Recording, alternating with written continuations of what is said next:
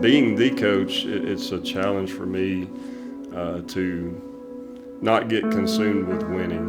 I think that's always been a struggle, is to balance priorities. Because our kids are getting a little older, so they're involved in activities as well. So it's really hard to have time together at night. So yeah, just all of the dedicated time that he spends coaching, that's probably been the most difficult thing. To figure out how to handle everything by myself. And I'm pretty independent. I do a good job, but sometimes, I might get a little jealous. If you've been around coaches, you don't always hear godly saying. With that, I just say that with FCA coming in, I started really monitoring myself more. It was a coach that used to say those positive words to me as a youngster, because FCA opened that door to where we could pray with other students, we could pray with other athletes from other teams, for me to be a lot more freely with the gospel. Their love for everybody, not just the athletes. They have shown my husband so much love. They've shown us as a couple so much love. They've shown our family so much love.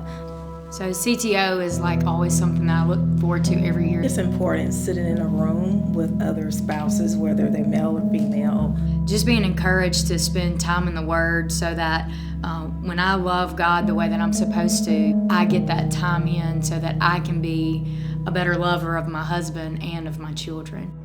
And to be able to come and the studies that we hear here, it challenging us what we can do better this year, what I can do to serve her and to love her better and to be the spiritual leader of our family. To have somebody pour into you when we pour out all day, every day into other people's kids, it's a breath of fresh air. I would say I think he really needed it.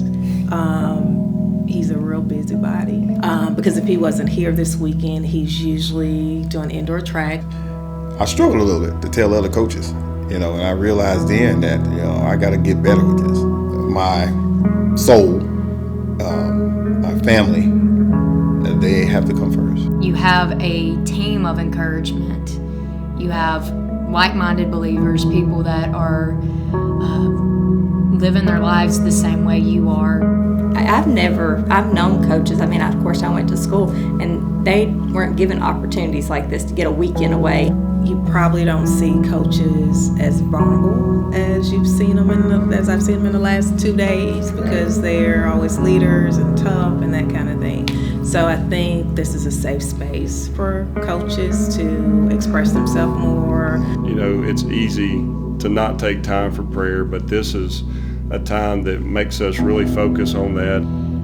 And so the fact that we had the space and the time to be able to connect to the Lord and then have that connection with each other. You see coaches, a big victory after a game or an event, and you see their family running down and everybody's gotten that big family hug at the end, congratulating them through prayer, through this. It was a different type of hug.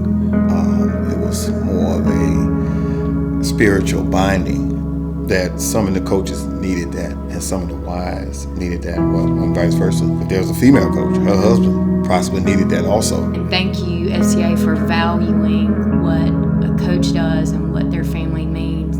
Thank you, FCA, for being a part of my husband's life, for being present, as you've said.